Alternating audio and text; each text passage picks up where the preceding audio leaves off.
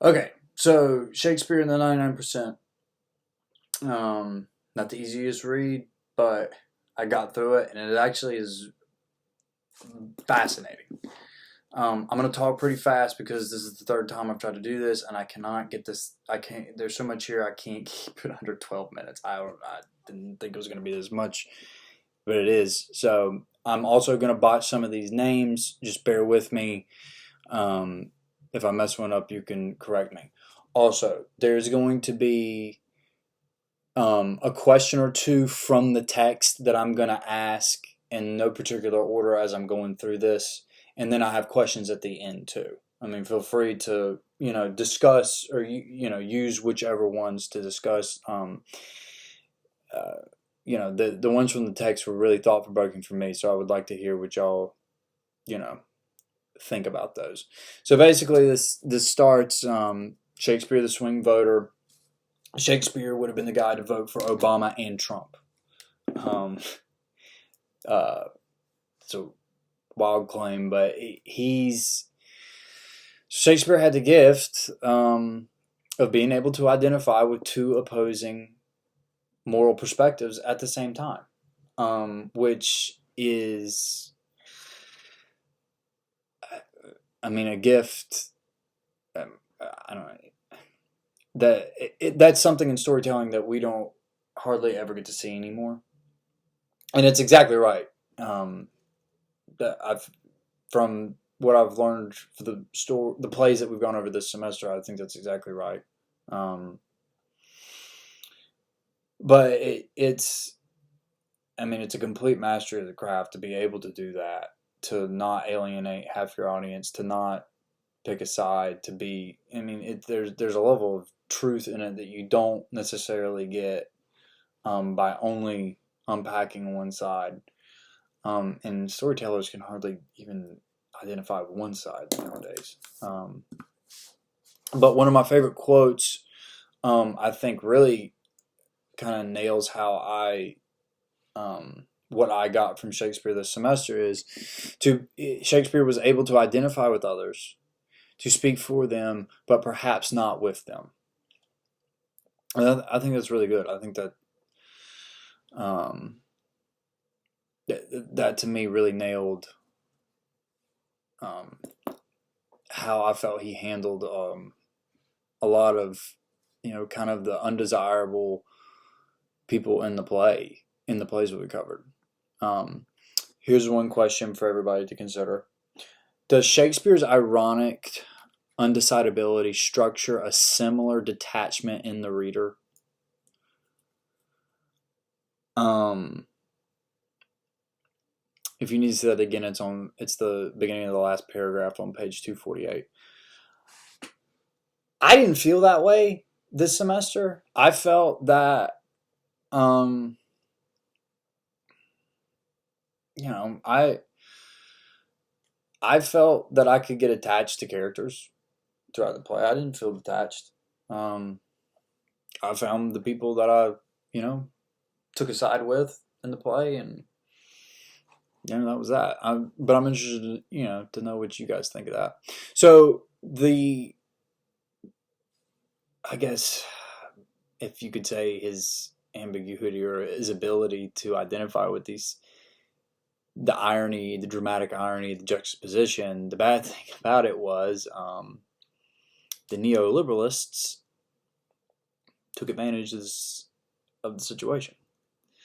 In the 1950s, like early 1950s, this is in the middle of the American cult of individual self-reliance and growth, and the neoliberalists, which are basically um, unregulated capitalism, non-checked capitalism, no trade laws, what have you. In the early 1950s, led by lectures from Rosier. I'm going to call him Rosier. It may be Rosita. I don't know. I'm just going to say Rosier. They decided, or they decided to read describing Shakespeare's historical importance to the 20th century's Western Academy. kind of just to fit how they, to fit in the mold that they conveniently like using Shakespeare as a way to further their economic agendas. Which is funny because Rozier is the big guy. He's like a hoorah for no propaganda. He loves the fact of he's giddy for his ambiguity because he thinks it's really art, and he's part of this. It's ironic. Yeah, in Rozier said that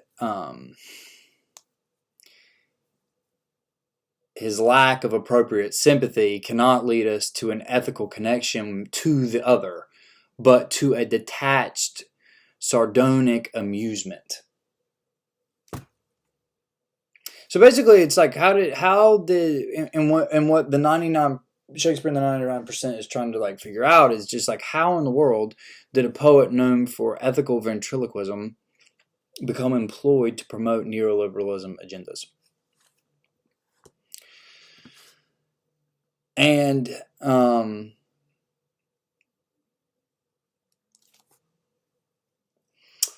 so it trickles down to they eventually start.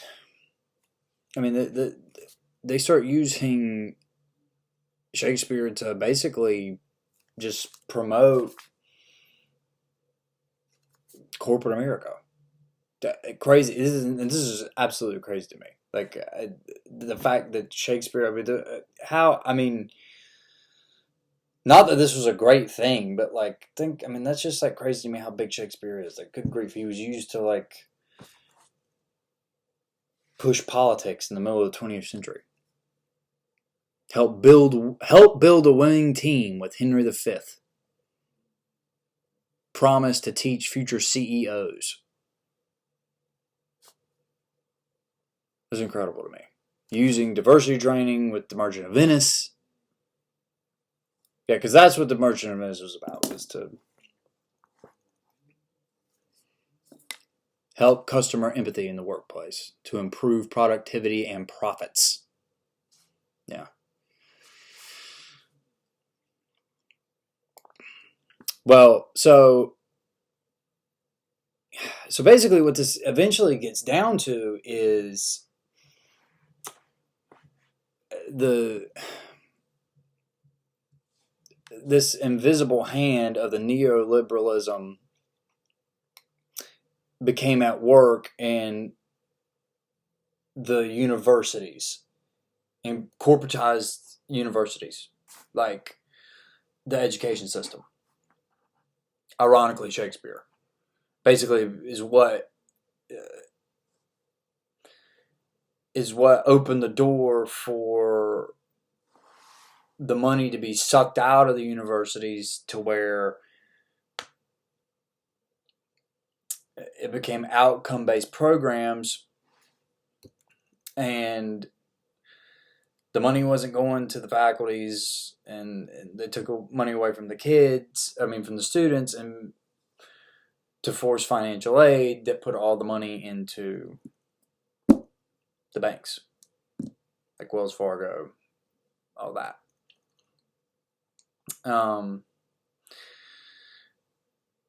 There is a rationalist principle of freedom that masks a deeper economic incentive, and that kind of just nails like kind of what happened within academia, is because like you can you have the freedom to teach whatever you want, teach Shakespeare however you want. So this kind of gets to the questions. This is still questions from the text. So basically, the 99%, Shakespeare and the 99% was basically kind of an understanding that it needs to work to restore the political context to Shakespeare's empathetic investments, especially those scenes of education that help us account for the continuing legacy of humanist literacy and its role in providing social mobility through reading literatures of the past. And basically, it was just like understood that you kind of have to like infiltrate from the middle out. But so a couple more questions from the text, real fast, that I really like this. Which layer of Shakespeare's vestments do we use to promote our own particular perspectives? Does it lead to a radical destabilization of all moral systems? And that's kind of like a postmodern thought. And then again, those are text questions from the text that I really like. Stuff to think about. And kind of questions that I have. Do you think it is still important for us to keep Shakespeare's ambiguity?